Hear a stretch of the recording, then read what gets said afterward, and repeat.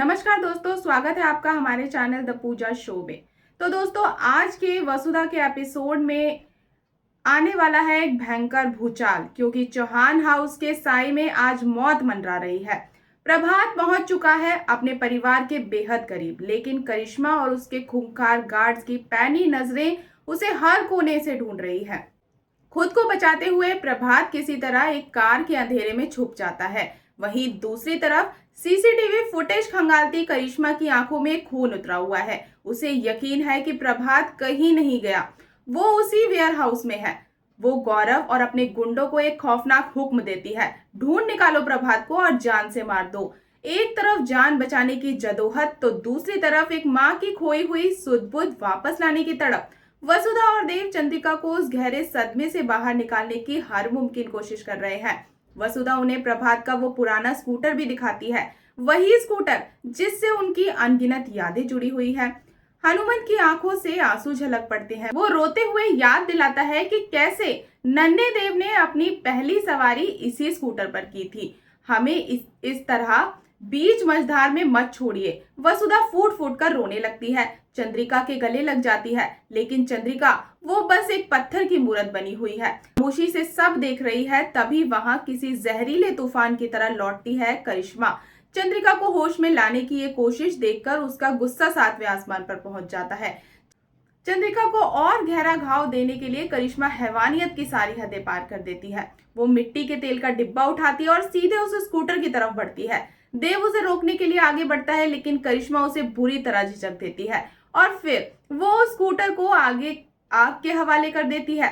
लपटें उठती हैं और उनके साथ गूंजती है करिश्मा की वो जहरीली हंसी। वो चंद्रिका को ताना मारती है, प्रभात की चिता को जलते हुए नहीं देख पाई तो अब कम से कम अपने स्कूटर को जलते हुए देख लो। चंद्रिका की आंखें फटी की फटी रह जाती है। करिश्मा ऐलान कर देती है कि वो चंद्रिका की हर एक याद को जलाकर राख कर देगी, लेकिन करिश्मा को ये नहीं पता कि उसने आग स्कूटर में नहीं बल्कि एक शेरनी के दिल में लगा दी है। वसुधा देखती है कि चंद्रिका की आंखों में दर्द से ज्यादा गुस्सा भड़क रहा है। वसुधा समझ जाती है कि यही गुस्सा चंद्रिका को सदमे से बाहर निकाल लाएगा। वो एक बहुत बड़ा दांव खेलती है। वसुधा जानबूझकर करिश्मा को उकसाती है, उसे नीचा दिखाती है। बौखलाई हुई करिश्मा अपना आपा खो बैठती है और पूरे चौहान परिवार को मिटाने की धमकी दे देती है। बात हाथापाई पर उतर आती है। करिश्मा देव पर हाथ उठाने ही वाली होती है कि तभी वसुधा उसे जोरदार धक्का देकर जमीन पर गिरा देती है। इसी भारी हंगामे के बीच चंद्रिका का शरीर जवाब दे जाता है। वो बेहोश होकर जमीन पर गिर पड़ती है। पूरा परिवार मदद के लिए दौड़ता है, लेकिन बेरहम करिश्मा चंद्रिका को कचरा कहकर चौहान हाउस से बाहर फेंक देती है। मजबूर होकर वसुधा चंद्रिका को अपने घर ले जाती है।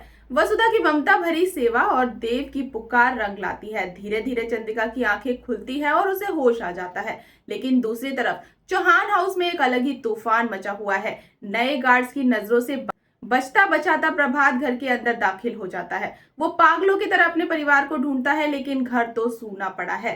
तभी उसकी नजर दीवार पर टंगी करिश्मा की एक बड़ी तस्वीर पर पड़ती है और वो उसे एहसास हो जाता है कि इस घर पर अब इस शैतान का कब्जा हो चुका है। दर्द और बेबसी में प्रभात जोर से चीखता है, देव। आवाज सुनकर करिश्मा पीछे मुड़ती है और उसकी नजरें सीधे टकराती है प्रभात से।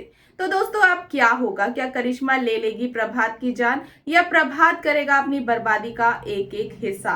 तो जानने के लिए जुड़े रहे हमारे साथ। और दोस्तों, अगर आपको हमारी ये अपडेट पसंद आई हो तो वीडियो को लाइक और चैनल को सब्सक्राइब करना बिल्कुल ना भूलें। तो मिलते हैं नेक्स्ट अपडेट के साथ, तब तक के लिए गुड बाय।